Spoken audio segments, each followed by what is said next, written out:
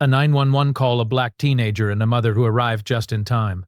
But what happens when the truth hits harder than the accusation? The sun hung low over Brookstone Estates, an affluent neighborhood in Columbus, Ohio, the kind of place where the lawns were perfectly edged, the driveways were freshly sealed, and the sidewalks barely had a crack. It was quiet, almost too quiet, except for the occasional dog bark or the hum of a luxury car rolling down the street. 16-year-old Elijah Brooks adjusted the strap on his gym bag as he walked, his headphones blasting music that drowned out the world around him. He had just finished a grueling basketball practice at Franklin High, and after a long day of classes and drills, he was exhausted. Normally he'd take the bus home, but today he decided to cut through Brookstone. He wasn't unfamiliar with the neighborhood. His best friend lived just a few blocks away, but he also knew it wasn't a place where people expected to see someone like him walking alone. And inside one of those pristine homes behind a large bay window, Linda Cartwright was watching. Linda had lived in Brookstone Estates for 15 years. She knew every face, every car, and every routine on her street, and right now something didn't sit right with her. A teenage boy, black, tall, and athletic build, walking alone, a bag slung over his shoulder. She felt a twinge of concern. Or was it something else? Linda reached for her phone and hesitated. Maybe he was just passing through. Maybe he had a reason to be here, but doubt crept in fast and unrelenting. What if he was up to something? What if she ignored it? And later that night she saw a story on the news about a break-in, just a few houses down. She felt a pit in her stomach. Better safe than sorry, right? Linda took a deep breath and dialed 911. Yes, I'd like to report a suspicious person in my neighborhood. But Linda didn't know that Elijah wasn't just any teenager, and she definitely didn't know who his mother was. Linda kept her eyes on Elijah as she spoke to the dispatcher, her fingers gripping the phone just a little too tightly. He's walking down my street looking around like he's scoping out houses. I don't know who he is. And he's carrying a bag. The dispatcher's voice remained calm. Can you describe him? Linda's lips tightened. He's tall, black, wearing a hoodie, gym shorts. He has a bag. I think I don't know, but it doesn't look right. The dispatcher asked if the young man was doing anything illegal. Linda hesitated. Well, no, not exactly, but I've never seen him before. This is a quiet neighborhood. That was enough. The dispatcher assured her that officers would be sent to check it out. Linda hung up, still watching, as Elijah stopped briefly to switch his playlist. He had no idea what was coming. A few streets away, officers Bennett and Rodriguez were in their squad when the call came through. Possible prowler, Brookstone Estates male, black, mid-teens, carrying a bag. Bennett, a stocky officer with 15 years on the force, glanced at Rodriguez, who was younger and still learning the ropes. Let son check it out. With that, they flipped on their lights and sped toward the neighborhood. Elijah was 2 blocks from home when he heard it, the sharp whoop of a police siren behind him. He turned confused, used just as the squad car pulled up fast. The doors flew open. Hey, stop right there. Elijah froze, pulling out his headphones. 2 officers stepped out, hands near their holsters. What's in the bag?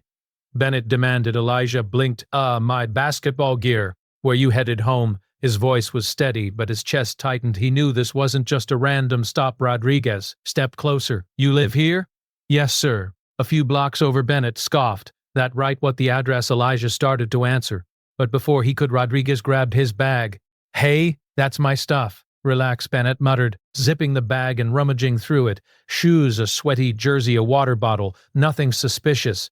But Bennett wasn't done. Why you cut through this neighborhood? Elijah's heart pounded. It's just a shortcut. I'm not doing anything wrong.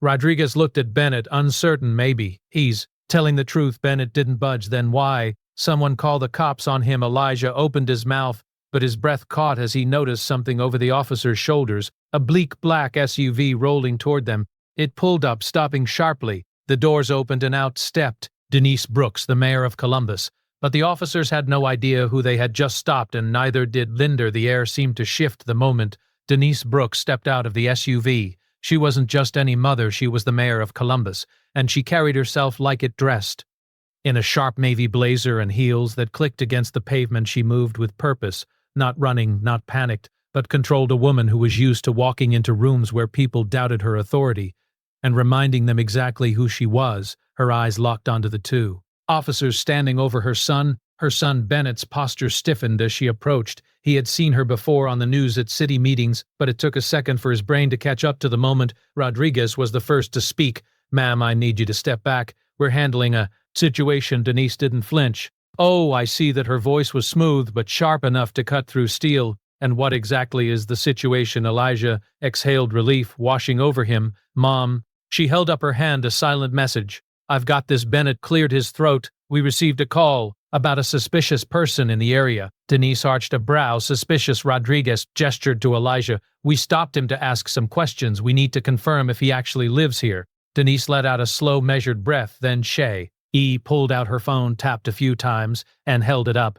That's my son. On the screen was Elijah's student ID, their address, and a picture of the two of them at a community event just last month. Silence. Rodriguez shifted uncomfortably. Bennett's jaw tightened. Denise wasn't done. So tell me, did you stop him because he was suspicious or because someone assumed he didn't belong? Neither officer answered behind them. Linda stood frozen in her doorway, watching the entire thing unfold. She had recognized Denise the moment she stepped out of the SUV, and the moment she put the pieces together. Her stomach dropped. She had called the police on the mayor's son.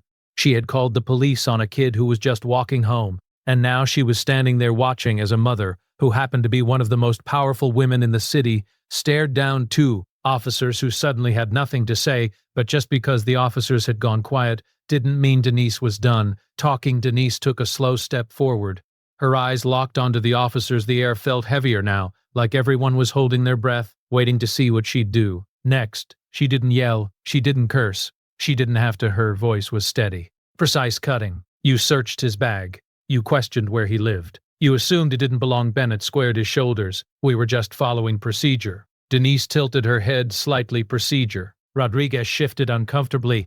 We got a call about a suspicious person. Denise took another step.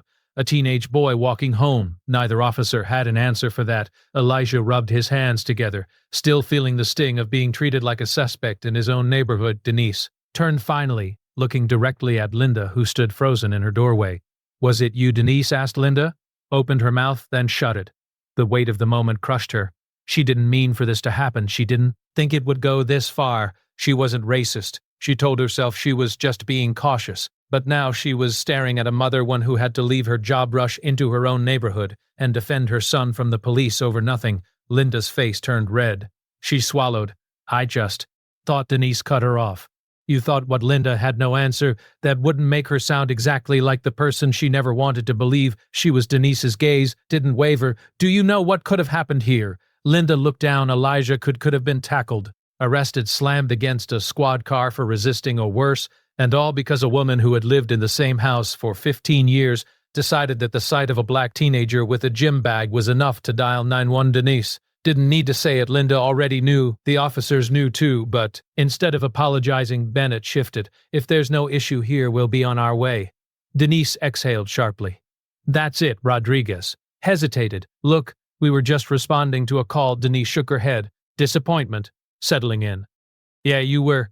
She turned back to Elijah and put a hand on his shoulder. Come on, baby, let's go home.